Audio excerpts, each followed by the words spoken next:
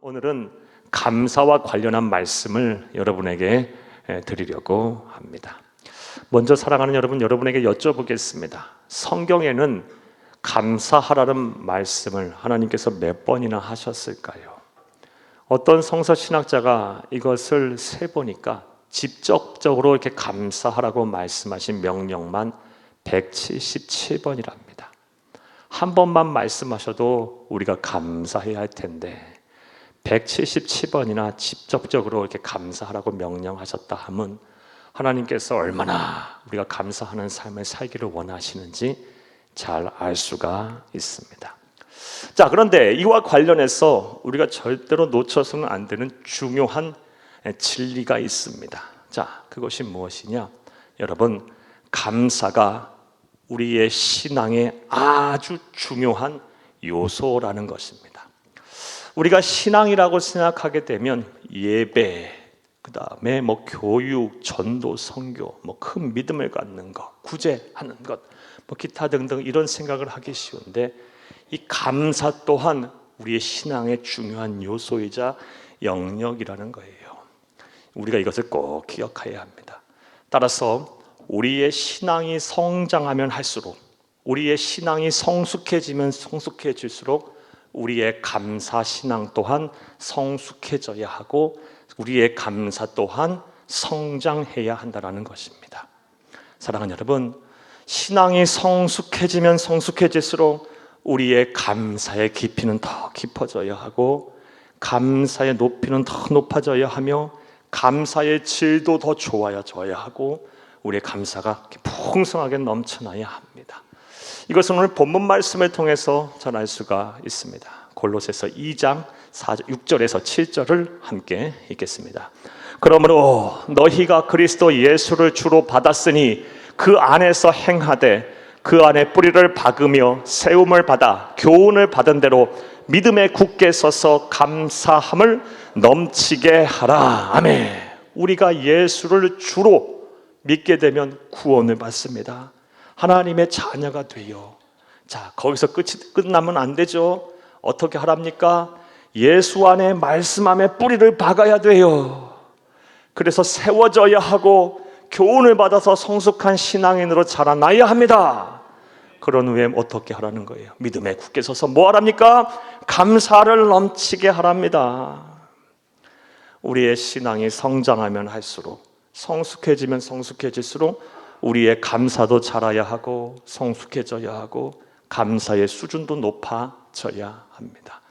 사랑하는 여러분, 이러한 은혜와 여러분의 실천이 있기를 다시 한번 간절히 주의 이름으로 축복합니다. 한번 따라해 보겠습니다. 우리의 신앙이 성장할수록 우리의 감사도 넘쳐야 한다. 이것이 오늘 저와 여러분이 들어야 할 하나님의 음성입니다. 이 음성을 꼭 마음에 새기시고 하나님의 나라 가는 평생까지, 그날까지 평생 동안 이 말씀은 대로 사시기를, 실천의 은혜가 있기를 다시 한번 간절히 주의 이름으로 부탁합니다. 자, 그렇다면 좀 더 구체적으로 생각을 이제부터 해보겠습니다. 우리의 신앙이 성장할수록 함께 우리의 감사도 넘쳐나야 하는데, 자라야 하는데, 사랑하는 여러분, 우리의 신앙이 성장함에 따라 우리의 어떠한 감사가 넘쳐나야 할까요? 우리가 어느 정도의 수준까지 우리의 감사가 성장해야 할까요? 자, 이제부터 따라하시겠습니다. 첫째로, 당연한 것에도 진심으로 감사해야 합니다. 성숙한 그리스도인이라면, 신앙이 성장한 그리스도인이라면 당연한 것에도 진심으로 감사해야 합니다.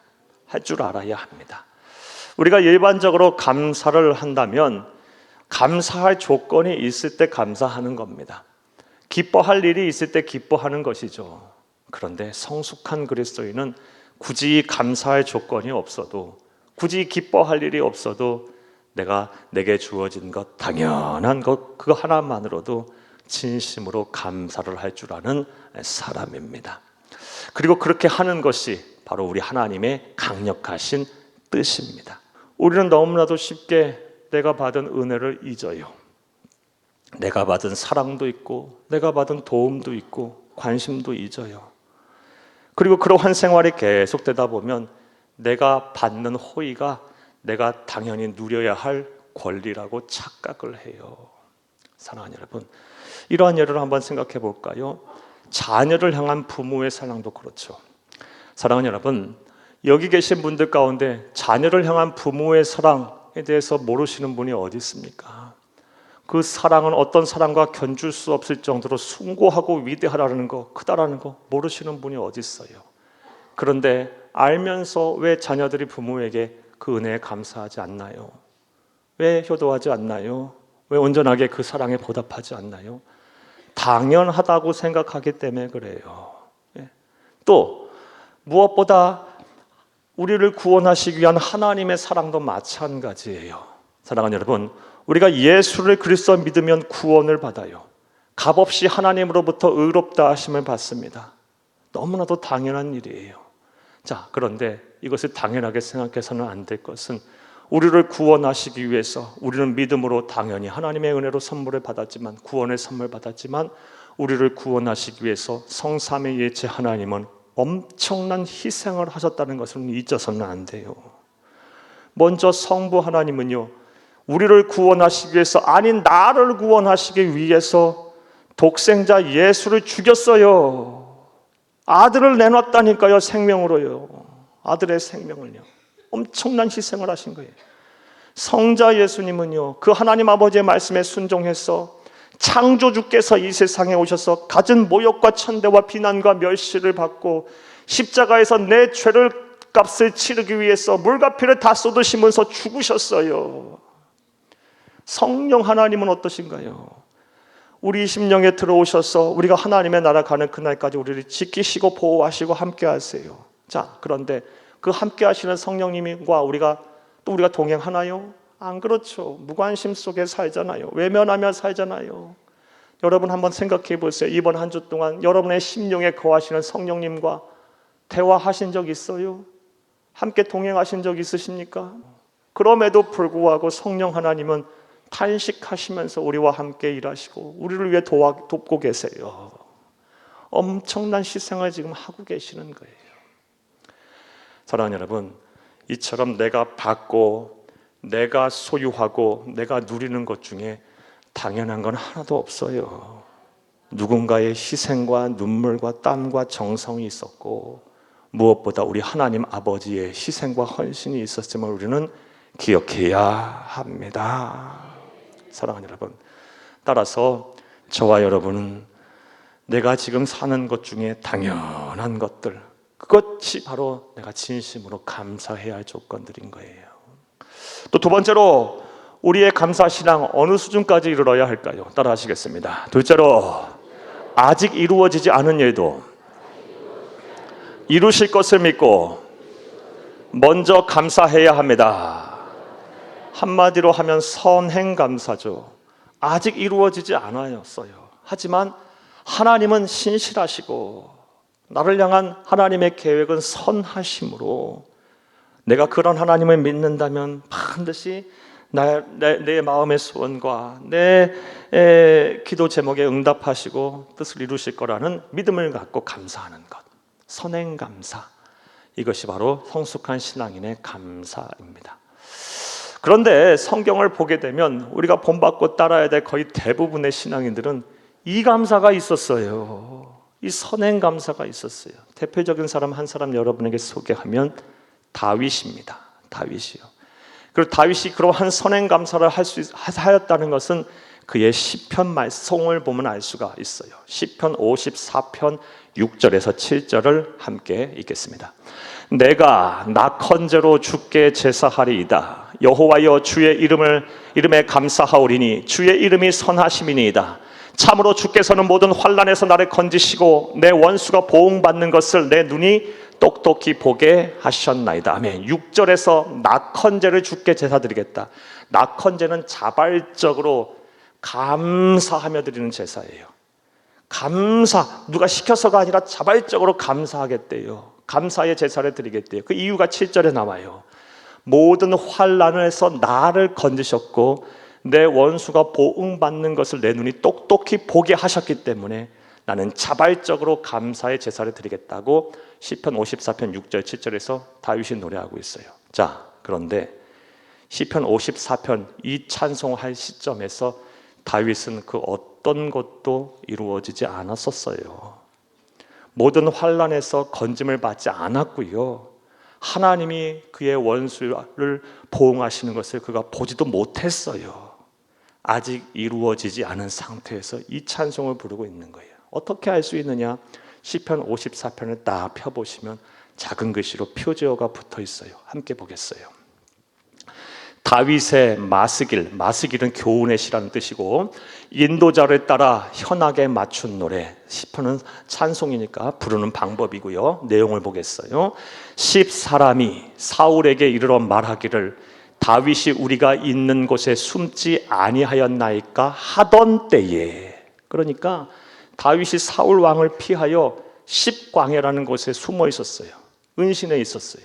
자, 그런데 거기 거주민들인 10사람들이 다윗을 배신하고 사울에게 다윗의 은신처를 말했을 때에 부른 찬송이에요. 아직 환난에서 건짐을 받지 않았어요. 그리고 원수들을 보응하시는 것을, 하나님이 보응하시는 걸 보지도 못했어요. 어찌 보면 가장 지금 생명이 위태로울 때예요. 배신을 당해서 은신처가 발각이 되었을 때 54편이 찬송을 부른 거예요. 아직 바라고 원하는 것이 이루어지지 않았어도 다윗은 믿음으로 먼저 선행 감사를 한 거예요. 이게 바로 다윗의 감사 수준이에요. 그러니 하나님께서 왜 다윗을 축복하지 않겠어요? 그의 행실을 보면 우리보다 더 못한 때도 많아요. 한번 잘 아시잖아요. 자신의 정욕을 채우고자 유부녀를 겁탈했고요. 완전 범죄하려고 남편을 전쟁터에 보내서 죽게 만들고요. 살인교사도 하고 가정 파괴도 하고요. 아주 죄질이 나빠요. 그럼에도 불구하고 그가 하나님의 마음에 합한 자라는 인정과 칭찬을 받았던 이유는요, 물론 여러 가지 회개도 하고 진정 하나님 앞에 뉘우침도 있고 온유하고 겸손한 성품 다 있지만 이런 것도 우리가 생각을 안 할 수가 없는 거예요. 감사의 수준이 남달라요. 사랑하는 여러분, 이제 저와 여러분도 아직 하나님께서 모든 것을 이루어주지 않았다 할지라도 이루실 것을 믿고 감사하는, 선행 감사하는 그런 저와 여러분이 되어야 할 줄로 믿습니다. 우리의 신앙이 성장함에 따라 이 정도까지는 자라야 되지 않겠어요? 저와 여러분이 열심히 노력해서 아직 이루어지지 않았어도, 당장 내 눈에 보이지 않아도, 지금 만져지는 것 없어도, 아니 오히려 답답해도 사랑하는 여러분, 이루실 것을 믿고 감사하는 저와 여러분 되어야 할 줄로 믿습니다. 자, 또 세 번째로 우리의 신앙이 성장함에 따라 우리의 감사의 수준도 함께 성장하고 높아져야 하는데, 우리가 어떤 감사까지 자라나야 할까요? 우리의 감사 수준이 따라하시겠습니다. 셋째로, 인생이 벼랑 끝에 몰렸더라도 감사해야 합니다. 사랑하는 여러분, 성경에서 어찌 보면 최고의 감사 수준이라고 할 수 있는 것이 바로 이 인생이 벼랑 끝에 몰렸을 때 하는 감사예요. 벼랑 끝 감사. 사랑하는 여러분, 살다 보면 이런 일들 참 많아요. 인생이 막 벼랑 끝에까지 몰렸다는 느낌이 들 때, 그때조차도 감사할 수 있는 신앙인이 되는 것이 바로 저와 여러분이 목표로 삼아야 할 성숙한 신앙임을 믿습니다. 역시 성경을 보게 되면 우리가 믿고 따라야 될 거의 대부분의 사람들은요, 사랑하는 여러분, 이 감사가 있었어요. 벼랑 끝 감사. 대표적인 사람 한 사람 여러분에게 소개하면 구약의 욥입니다.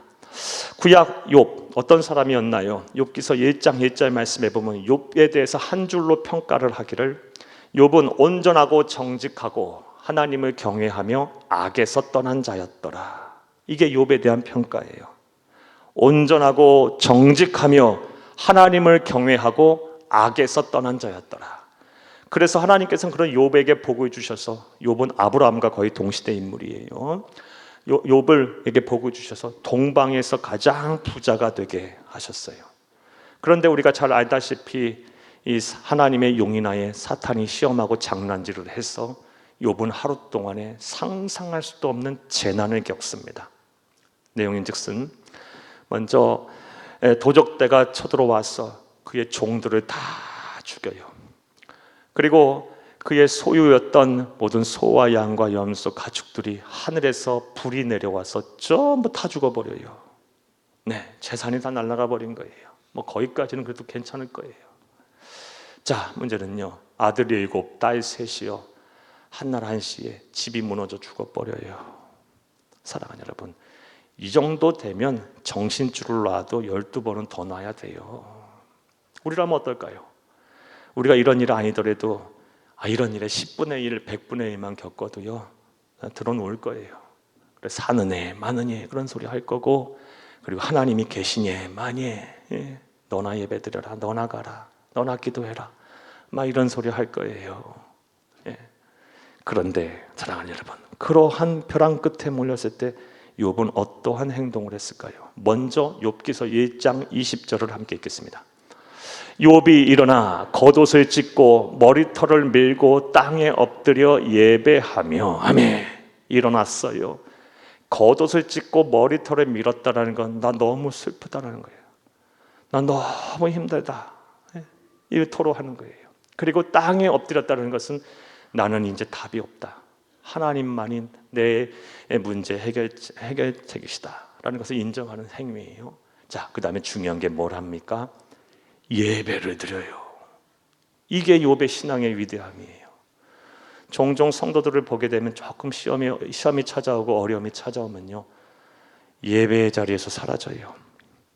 예배를 소홀히 해요. 사랑하는 여러분, 예배를 소홀히 하고 예배의 자리에서 사라지는데 어찌 하나님의 능력이 여러분에게 나타나겠어요? 하나님의 도우심이 어떻게 여러분과 함께 하시겠어요? 인생의 벼랑 끝에 몰렸을 때는 반대로 가야 하는 거예요. 힘들면 힘들다고 욥처럼 겉옷도 찢고 머리털에 매듯이 막 힘든 감정을 막 토로하시고, 나의 힘으로는 안 된다고 양손 양발 다 들고 납작 엎드린 이후 예배를 사모하며 생명같이 지키시면서 하나님의 은혜를 구하는 거예요. 자, 그 다음 뭘 해야 하냐? 욥기서 1장 21, 22절 연이어 읽겠습니다. 이르되 내가 모태에서 알몸으로 나왔사온즉 또한 알몸이 그리로 돌아갈지라. 주신 이도 여호와시오 거두시는 이도 여호와시오니 여호와의 이름이 찬송을 받을지어다 하고 이 모든 일에 욥이 범죄하지 아니하고 하나님을 향하여 원망하지 아니하니라. 아멘. 사랑하는 여러분, 예배에 와서 뭘 합니까? 감사 찬송을 부르고 있잖아요. 내가 모태에서 알몸으로 왔으니 알몸으로 돌아갈지라. 주신 자도 하나님이시고 거두시는 자도 하나님이시니 내가 여호와의 이름을 찬송할지어다. 감사하고 있어요. 오히려 감사. 벼랑 끝 감사. 인생이 벼랑 끝에 몰렸을 때 그가 할 수 있었던 것, 원망할 수도 있고 불평할 수도 있고 삶을 포기할 수도 있어요. 여러분 상상할 수도 없잖아요. 모든 재산이 일시에 날아가고 무엇보다 아들 7, 딸 3이 한순간에 죽어버렸어요. 어떻게 삽니까? 이런 상황 속에서 포기할 수도 있고 좌절낭망할 수도 있고 몸전으로 누울 수도 있어요. 원망할 수도 있고요, 남 누구 정죄할 수도 있어요. 삶을 비관할 수도 있어요. 하지만 욥은 다른 길로 가요. 참된 신앙인의 길로 가요. 벼랑 끝에서 감사를 해요. 자, 이러니 하나님께서 욥에게 왜 복을 안 주시겠어요? 시간 얼마 안 지나요. 바로 갑절의 복을 주세요. 우린 너무 잘 알고 있어요. 근데 이런 벼랑 끝 감사, 우리 예수님의 모습이기도 합니다. 누가복음 22장 17절 19절을 함께 읽겠습니다.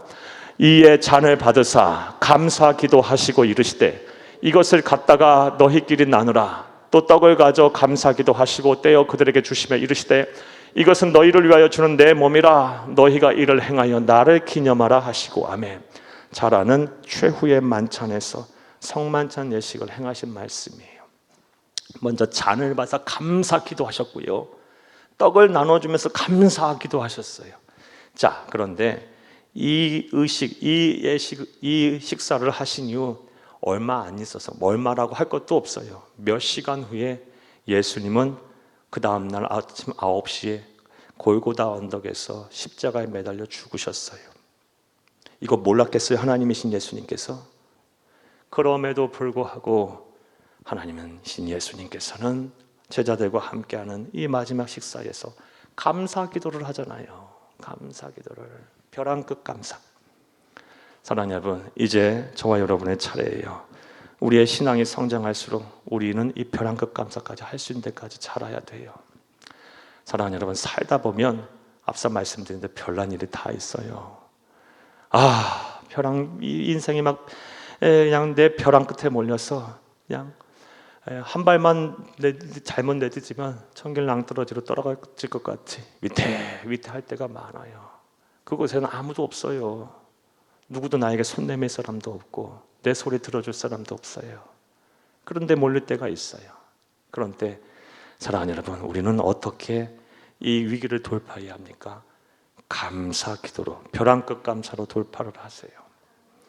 사랑하는 여러분, 정광 목사님이 쓴 내 인생의 감사가 답이다라는 책에 보니까요, 어느 한 목사님, 미국에서 목회하시는 목사님의 간증을 기록해 놨어요. 그 간증의 내용이 무엇이냐? 이 목사님 목회하시는데 참 힘들게 하는 사람이 너무 많은 거야. 그 중에 한 여집사님이 왜 이렇게 힘들게 하는지 사사건건 방해하고 힘들게 하고 어렵게 하고 교회 분란을 일으키고 너무너무 힘이 드는 거예요. 어떻게 이 문제를 해결할까? 이 목사님부터 막 이 목회가 벼랑 끝에 몰린 거예요. 도저히 더 이상 못하겠다. 이제 파직을 해야겠다. 이제 그만해야겠다. 사직을 해야겠다. 파직이 아니라 사직이죠. 사직을 해야겠다라고 결심하던 차에 성경을 읽다가 감사하는 이 벼랑 끝에서 감사하는 신앙인들의 모습을 보고 하루에 100가지씩 감사 제목을 적으며 기도했대요. 근데 마음이 풀리는 거예요. 그리고 이 집사님을 받아들일 수 있는 마음이 생기는 거예요. 그리고 이 여집사님 오시라고 해갖고 날마다 100가지씩 감사 기도하라고 그렇게 얘기를 했대요. 듣는 둥 마는 둥 하고 갔대요. 그런데 이 여집사님이 이 목사님의 이 권면을 다 자기도 살다 보니까 어려우니까 깨닫게 되고 듣게 된 거예요. 순종했더니 이 집사님도 변화가 된 거예요. 100가지의 감사를 날마다 했더니 인생의 벼랑 끝에서 나를 구원하셨다. 그 이후로 이 목사님은 자기에게 찾아오는 누구든지 간에 어떤 상황에 있든지 간에 무조건 100가지씩 감사하세요. 무조건 100가지 감사하세요. 그렇게 했다고 해요. 그런데 놀랍게도 다 상황이 역전이 되고 그 벼랑 끝에서 다시 새 힘을 얻고 하나님의 능력으로 다시 살아나게 됐다라는 간증이 써는 것을 봤어요. 사랑하는 여러분, 인생이 벼랑 끝에 몰렸더라도 감사할 수 있기를 간절히 주의 이름으로 축복합니다. 말씀 맺겠습니다. 사랑하는 여러분, 오늘은 맥주 감사 주일입니다. 한 해의 절반을 지나는 이 시점에 지난 전반기 동안 지키시고 보호하신 하나님의 은혜에 무한한 감사와 영광을 드리세요. 그리고 감사는 표현할 때 감사가 완성이 되는 거예요. 마음으로만 생각하는 것은 감사가 아니에요. 감사는 자꾸 표현해야 돼요. 말로 표현하고 또 하나님께 예물을 드리며 표현하고 또 막 크게 섬김으로 표현을 하고 또 여러분에게 감사를 표현할 사람들에게도 그렇게 해야 되는 거예요. 마음과 생각으로만 감사해서 무슨 의미가 있어요? 자꾸 표현을 하세요. 말로 표현하고 물질로도 표현하고 또 섬김과 정성으로 자꾸 표현하세요. 무엇보다 우리의 신앙이 성장함에 따라 우리의 감사의 수준도 높아져야 합니다. 왜? 감사는 신앙이기 때문에. 따라서 당연한 것에도 진심으로 감사할 줄 아는 여러분 되길 바랍니다. 또한 아직 이루어지지 않는 일도 반드시 이루실 것을 믿고 선행 감사하시기 바랍니다. 무엇보다 인생이 벼랑 끝에 몰렸더라도 감사할 수 있는 그런 수준까지 여러분의 감사가 자라날 수 있기를 간절히 주의 이름으로 축복합니다.